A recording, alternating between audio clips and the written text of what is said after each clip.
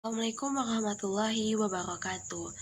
Baiklah, perkenalkan saya Putri Ramadhani dengan NIM 21053172 dan rekan saya bernama Sani Ratu Ananda dengan NIM 21053189. Baiklah, pada kesempatan kali ini kami akan membawakan materi tentang komunikasi pemasaran. Nah, di mana komunikasi pemasaran ini membahas 3 topik. Yang pertama yaitu konsep dasar komunikasi pemasaran, yang kedua yaitu proses komunikasi pemasaran, dan yang ketiga adalah teori komunikasi pemasaran. Topik yang pertama yaitu konsep dasar komunikasi pemasaran. Konsep dasar komunikasi pemasaran merupakan fondasi yang digunakan perusahaan untuk merancang dan melaksanakan strategi komunikasi untuk mempromosikan produk atau layanan mereka kepada pasar. Beberapa konsep dasar komunikasi itu, yang pertama, pesan, di mana pesan itu menyampaikan informasi yang disampaikan oleh perusahaan kepada target audiensnya. Pesan yang disampaikan harus relevan, jelas, dan sesuai dengan tujuan komunikasi pemasaran tersebut. Yang kedua yaitu target audience, yang dimana perusahaan memiliki pemahaman yang baik tentang siapa target mereka. Ini melibatkan identifikasi karakteristik, demografis, psikografis, dan perilaku pelanggan potensial. Yang ketiga yaitu kanal komunikasi, di mana saluran atau media yang digunakan untuk audiens atau target. Contohnya saluran termasuk iklan, televisi, iklan online, media sosial, dan email. Yang keempat yaitu feedback atau respon. Komunikasi pemasaran tidak hanya tentang menyampaikan pesan, tetapi juga mendengarkan respon dari pelanggan. Perusahaan perlu merespon umpan balik seperti membuat respon melalui email yang telah dicantumkan.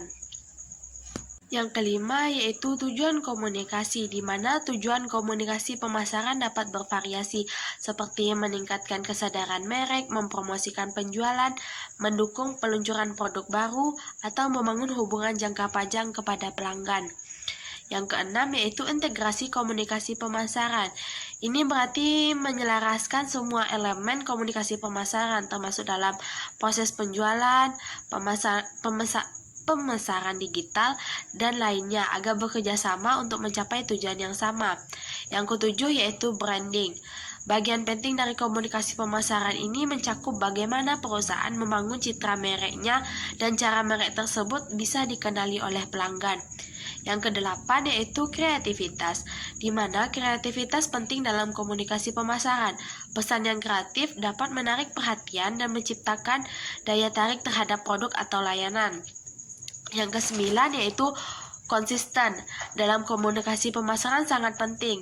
Pesan dan citra merek harus konsisten melalui berbagai saluran dan waktu. Ke-10 yang terakhir yaitu evaluasi pengukuran, di mana perusahaan perlu mengukur keberhasilan kampanye komunikasi mereka. Ini melibatkan pengumpulan data, analisis, dan perbandingan dengan tujuan yang telah ditetapkan. Sekian materi dari konsep dasar komunikasi pemasaran. Materi selanjutnya tentang prinsip dan teori yang akan disampaikan oleh Sani. Kepada Sani dipersilakan. Baiklah, selanjutnya saya akan melanjutkan materi dari teman saya, yaitu materi kedua tentang proses komunikasi pemasaran. Langkah-langkah utama dalam proses komunikasi pemasaran, yang pertama, penyusunan tujuan komunikasi, yang kedua, identifikasi target audiens, yang ketiga, pesan, yang keempat, pemilihan saluran komunikasi, yang kelima, perencanaan dan pelaksanaan kampanye, yang keenam evaluasi dan respon, yang ketujuh penyempurnaan dan koreksi, yang ke-8 pengukuran kesuksesan, yang ke-9 retensi pelanggan dan membangun hubungan. Selanjutnya saya akan membahas materi yang ketiga tentang teori-teori komunikasi pemasaran. Yang pertama, model komunikasi IDA. Komunikasi IDA adalah teori ini menggambarkan tahap yang harus dilewati pelanggan sebelum mereka memutuskan untuk melakukan tindakan. Seperti pembelian produk, perusahaan perlu menarik perhatian pelanggan, membangkitkan minat mereka, menciptakan keinginan, dan mendorong tindakan pembelian. Yang kedua, teori hierarchy of behaviors. Teori ini menggambarkan proses mental yang harus dijalani oleh pelanggan sebelum mereka mengambil keputusan pembelian. Yang ketiga, teori penerimaan inovasi. Teori ini menggambarkan bagaimana inovasi atau produk baru diterima oleh pasar.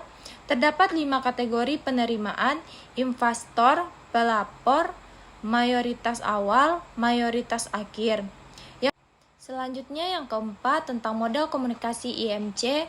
Model ini menekankan pentingnya penyelarasan semua elemen komunikasi pemasaran termasuk iklan, promosi penjualan, pemasaran langsung, publisitas, dan lain-lain untuk mencapai pesan yang konsisten dan efektif. Yang kelima, teori keterlibatan konsumen. Teori ini berfokus pada interaksi yang lebih mendalam antara pelanggan dan merek. Perusahaan berusaha untuk meningkatkan keterlambatan pelanggan melalui konten, interaksi, media sosial, dan pengalaman pelanggan yang lebih personal. Yang keenam, teori komunikasi terpadu. Teori ini menekankan bahwa pesan pemasaran harus disampaikan melalui berbagai saluran komunikasi yang berbeda, dan pesan tersebut harus konsisten di seluruh saluran tersebut untuk mencapai efektivitas maksimal. Yang ketujuh, model hambatan komunikasi. Teori ini mengidentifikasi hambatan-hambatan yang dapat menghalangi efektivitas komunikasi seperti noise atau gangguan, interpretasi yang salah, dan ketidakcocokan pesan. Baiklah, sekian penjelasan dari kelompok kami. Apabila ada kesalahan, kami mohon maaf. Wabillahi taufiq wal hidayah. Assalamualaikum warahmatullahi wabarakatuh.